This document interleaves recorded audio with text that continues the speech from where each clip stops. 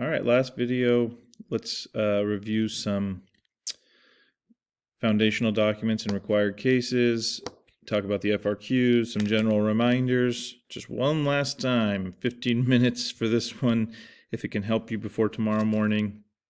For our foundational documents, remember that we have basically, in chronological order, we have the Declaration of Independence, which is about popular sovereignty, and most importantly, it's about natural rights.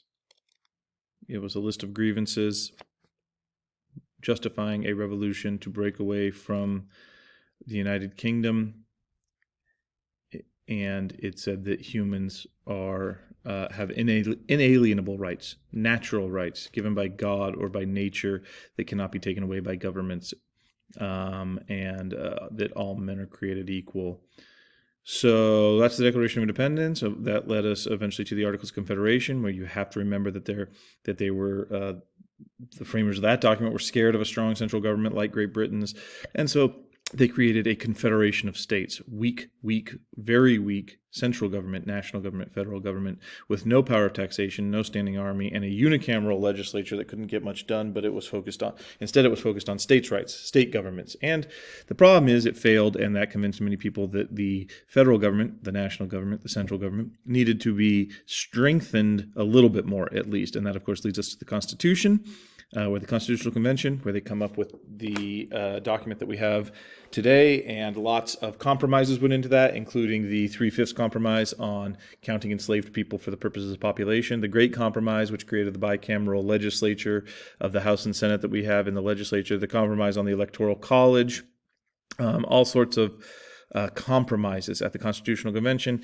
And before it was ratified by enough states to become the governing document of the land, there was this whole ratification debate. And many of our foundational documents come from that ratification period, where people were trying to convince those who were worried about the federal government having too much power under this new constitution. They had fights about it. And those fights are displayed in Brutus #1, and then all of our Federalist papers, Federalist 10, Federalist 51, 70, and 78. Those are all from those few years, basically all from 1787, that 1 year after the Constitutional Convention, when they are trying to convince people that either the Constitution's bad, like Brutus was, or that the Constitution was good, like James Madison, Alexander Hamilton, and John Jay were. But Brutus, in Brutus #1, says the federal government, he's an anti-federalist. He says it's way too powerful, and that big republics are bad because people don't know their leaders. In Federalist 10, James Madison responded and said, no, large republics are good because it's okay that they don't know their leaders, because it's going to be a big country and you need to have the pluralism, the most voices being heard, the best people being picked for office. And in fact, in a large republic, the tyranny of the majority can't crush minority voices. So republics are good. And factions are bad, but the best way to control them is through large republics where minority voices can still be heard. And then in Federalist 51, James Madison said that in the Constitution they have checks and balances. That's going to stop the federal government from becoming too powerful. So checks and balances are good. Hamilton says a powerful president is necessary. It's a little scary, but it's necessary during times of crisis. And that you shouldn't be scared of judicial power in Federalist 78, because the judiciary is the least dangerous branch because they don't have the power of enforcement. They only have the power of the pen, and they need to be independent and have life terms. Beyond that, we just have a letter from a Birmingham jail, which of course is from a much later period, and it's about fighting injustice, and it's about civil disobedience and nonviolence, and it's sort of the culmination. Hey, all of these promises we made back in the foundational period were not met. Not for everyone, certainly not for African Americans, and the civil rights movement and Martin Luther King Jr. represent that these promises were not met. And so it's about civil rights. And yeah. The required Supreme Court cases, we have McCulloch versus Maryland, which says that the federal government is supreme over the states. The Supreme Court upholds that idea.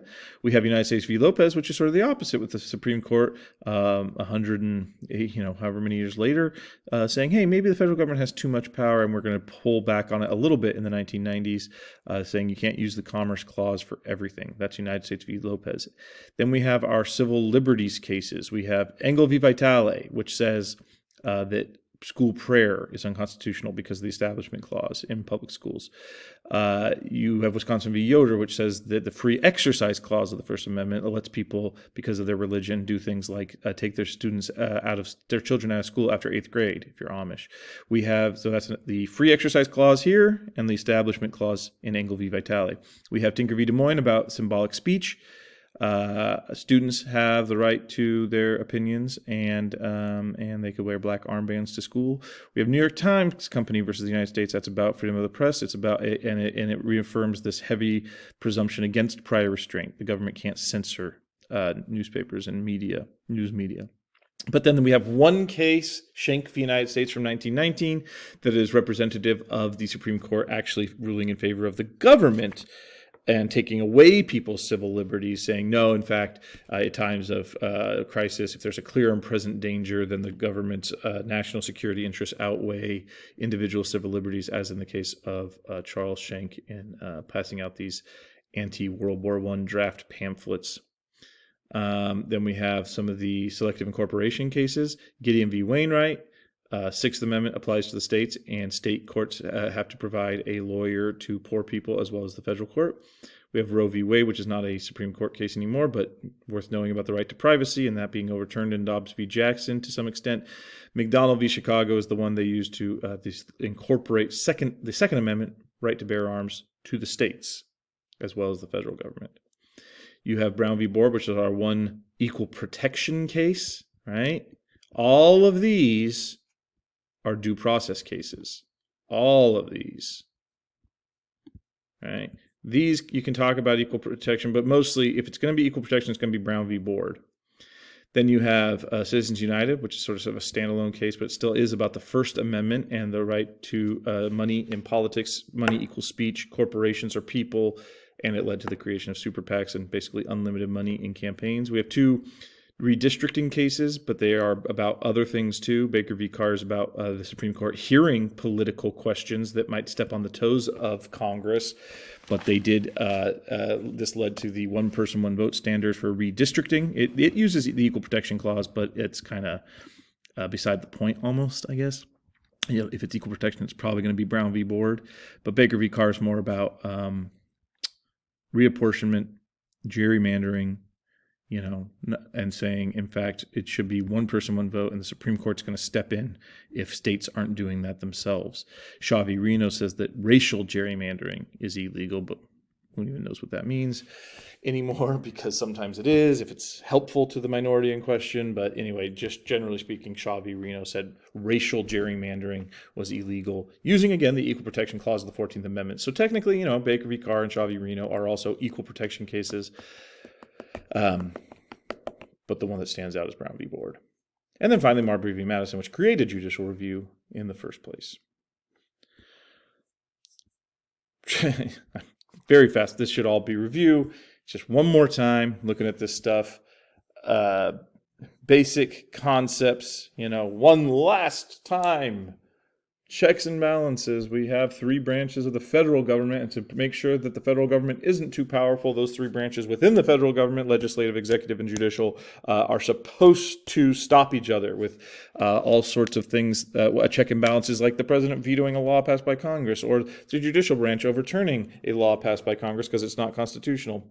Or the president, the executive, the Congress calling the executive branch in front of for hearings, congressional oversight of the bureaucracy, for instance. That's another form of checks and balances. Impeaching the president is a form of checks and balances where the Congress can do something to the executive branch. Know about all those. Federalism is the difference between state governments and the federal government, the relationship between the two. Over time, the federal government has become more powerful, and they are supreme over the states. But in general, there is still a conflict there, and the states do have some reserved powers. And anything that has to do with, when you see states versus federal, think of the term federalism. We talked about constitutional clauses. Know those ones too. Know the Bill of Rights. What Amendments 1 through 10. And so we could go on and on. But I made 4 review videos. Lastly, 5 minutes left. FRQs. Let's just remember concept application, have that list in your head of what the different parts of government can do. Congress, you're always going to want to talk about passing a law. The executive branch, you have different options, but generally they could veto a law. That is to say, the president could, or maybe they could. Going back to Congress, if it's about that, if it's about checks and balances, maybe they could call people before, they could call members of the bureaucracy before Congress for congressional hearings to testify. That's another thing Congress can do if we're not going to say pass a law. The executive branch can veto a law passed by Congress, can use the bully pulpit, could make an executive order, that kind of thing. Bureaucratic agencies could use their rulemaking and discretionary authority to implement policy passed by Congress. Interest groups could lobby. They could write amicus briefs, all those things. In the SCOTUS comparison question, please remember in letter B to talk about the facts of the required Supreme Court case. Go through this document here and just remember briefly what each case was about, so you can talk about the facts of the required case they give you in the SCOTUS comparison question, and then to say how the two cases are similar. The one that you just wrote about, the required case, as well as the one that they wrote about for you, the non-required case. How are those two things similar or different, if it asks for different? For the quantitative analysis question, just make sure to cite the data, especially in A and B. And for the argument essay, review the rubric, look it up, Google argument essay rubric. Remember what you need to do with your thesis, a claim and a line of reasoning. Be as specific as possible. Be clear. Don't, just try to think, how could I use this foundational document to support it in a very clear and simple way, but, obviously being as specific as possible. And then that counter argument, just make sure to fully flesh out the counter argument. Don't just say, they could say this, something super general.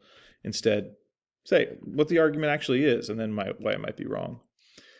All right, guys, you get a good night's sleep tonight. Eat a good breakfast. Not too much, though. Be on time. Relax. Trust in your knowledge that you've gained over the year. Let it come to you. Go with your first instinct on multiple choice questions. And you're going to be good. All right. Good luck tomorrow.